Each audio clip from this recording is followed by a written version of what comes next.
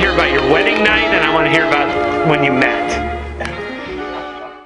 Well, I was in the service that way. You met, though, in 7th grade. You were both in 7th grade? Yeah. So, tell me about the first time you saw her. Well, I didn't see her. I was actually looking at the girl behind her. and then her name was Lucille, too. So I threw Lucille a note. I wanted to meet her, after. Well, instead of this, Lucille grabbed the note. And so then I met her. The rest was history. First of all, it was 95 degrees the day we got married.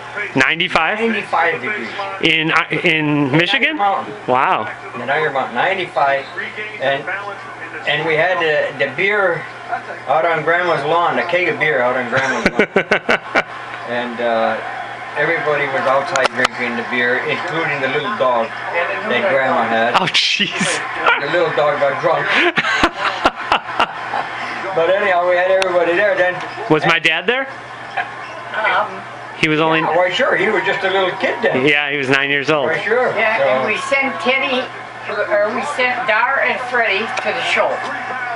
To the movies? To the movie, because we thought they'd be too young to be there. Okay. Yeah.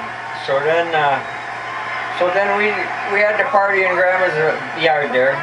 And then we left there at 4 o'clock to go to Green Bay in the Model A. In the Model A. 1929 Model A. Yeah. So just the two of you. We got halfway down to Green Bay, and the Model A was overheating. Oh, jeez. Was steaming. So we pulled in the gas station in Plymouth, Wisconsin, and we went in the gas station. There was a gas station in the bar.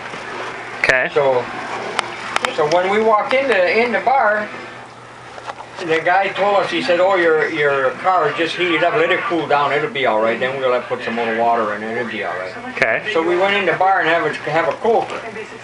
And as soon as we walked in the bar, the bartender says to Auntie, "Oh, geez, long time no see." And I said, "Long time." Then he said something about, "Oh, she was here before."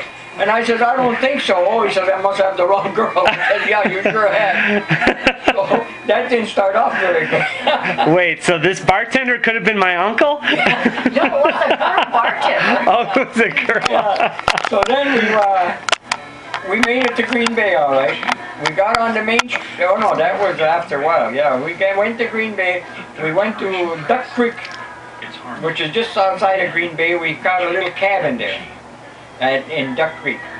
And we stayed there, and then we decided to go to the show. And we went and see Guess Who's Coming to Dinner. With Sidney Poitier. Yeah. And who else was in there? And Spencer Tracy. Okay. And Katharine Hepburn. Yeah, and he's the one that come to dinner. And that was 1949. That was 1949. Sidney Poitier came to dinner. Wow. Yeah, he was the killer. And did you like the movie? Yeah. How much did the movie cost? Well, I got it in my scrapbook. You have it in your scrapbook. I think it was about 80 cents because it was pretty expensive compared to what we paid in Iron Moutain. But anyhow, then we saw the movie. Then we went back to the motel, and we were going to bed. And here's the highlight of the whole honeymoon. Now, don't forget this is going on the internet. Well, that's all right. Grandma says it's my time of the month.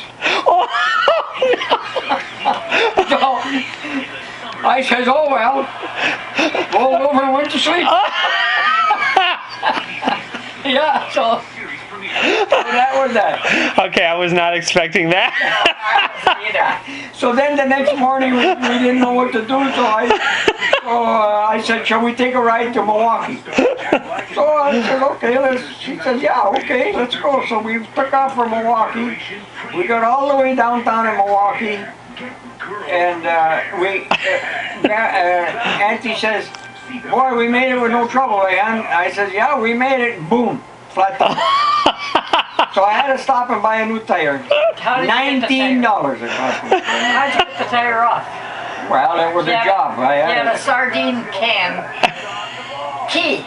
That's all he had in the car. That's how he was getting it. And that's, And then I had a tire wrench, but I couldn't get the hubcap off or whatever. But anyhow, then I had to go buy a new tire because I couldn't go without a spare. You know, go back to Iron Moutain after all, 300 miles.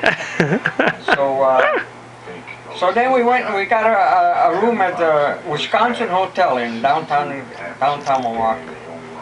And then we found out that George Coursey and the DC Trio was playing there.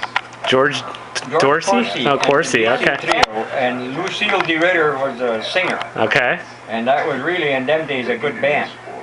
So then we went there, and when we walked in, George Coursey saw us, and then we told him it was our wedding anniversary, you know, our wedding day, and he started playing the anniversary waltz. Oh, really? And every time we saw him for 20 years after that, every time we walked in his house, he played the anniversary waltz for us.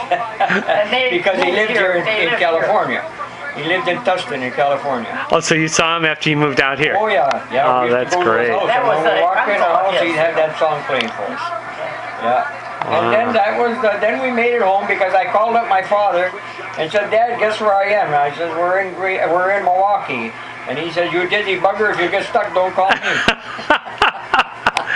But he said, don't forget, be home Wednesday because you got to come back to work Thursday because I work for him. So we went home. That was 60 years ago today. On Wednesday then, and I had to go to work Thursday morning. Yeah. Wow. And that was the end of the honeymoon. The rest is history. 60 wonderful years. We had rented a house before we got married, just so we have. Wait, you were living in Sin? No. No. Just rented this house up on the east side. Okay. And we went down to Montgomery Ward's, and Jack Croce, another cousin of ours, was working there. And we told him we needed a bed and a dresser and stuff, and table and chairs. So he said, I'll bring it all over to the house. We gave him the key, and he said, I'll have it all set up for you when you come home. So we come home and went to bed that night, and the bed fell apart. Oh. Yeah. I don't know if it was a joke from him or he didn't put it up. We both ended up on the floor. 60 wonderful years. No money. Okay. And so I paid $75 for that Model A. And was it a new Model A? No, 1929 model. And $75. $75, yeah. Was that a lot? Oh yeah, in them days that was a lot. So then me and Auntie drove it back to Iron Moutain. And I happened to be down there. then when I joined the Navy, I left it there sitting in my dad's yard. And when I come home 2 years later, put the battery in it and cleaned it all up, and away we went. And then when we got married a year and a half later, we went on a honeymoon in that car. How long did you have it? At least for the first 3-4 years we were married. Did my dad ever drive it? Your dad? No. He took our Model T. Oh, he took your Model T. When he was up in Holton. Which he took the Model T. Oh, yeah, I'm thinking of Auntie's dad. Yeah. Yeah, no, he never drove that one. But then I got after that, your dad had a Ford, a 1939 Ford, and this is where him and I differ. But he wanted to use that Model A coupe I had. You see, then I traded I didn't trade it, but the Model A one, I traded that in on a 1942 Chevrolet after we got married a couple of years. Then we traded on a 1942 Chevrolet. Well, that's how I got rid of the 29 Model A. Oh, okay. So then I was coming from hunting one day, and a guy had a Model A coupe sitting in the yard up on the farm up there. So I stopped and asked him how much he wanted, and he says, give me $25 and you haul it away. So I says, okay. So I managed in a couple of weeks to save up $25, and then we went up there with another guy, and he towed us home. And then this other guy, Dave Marlowe, his name was, he was a mechanic. So he said, now on the last block, he says, I want you to put that car in gear, and I'm going to pull you slow in gear, because I want the motor to turn over, because that car never been started in a while. Right. So that's what he done. He pulled me home, and I had made arrangement with our neighbor if I could put it in his garage to work on it. So I put that Model A in the garage and worked on it, and put a battery in it and everything, and been run like a charm. So after I had it about a year, over a year, I had a lot of chances to sell it. Everybody wanted to buy it. Did it have a crank? It had a Model A. It had a crank, yeah, but it had a rumble seat in it. Yeah. A rumble So seat. yeah, then your dad kind of liked that car, and here's where we differ. He kind of liked that Model A. He wanted to take it to Houghton. And I was going to use his '39 Ford. So we traded cars. Yeah. Well, then the Model A got wrecked. Oh, really? My dad wrecked it? Yeah. Really? It was no more good, so I kept the Ford, and he was up in college. He never told me that. He still says that. No, he still says he didn't wreck it. Oh, really? Yeah. So this is where we differ. But anyhow, that's the way that was the end of that Model A. Yeah.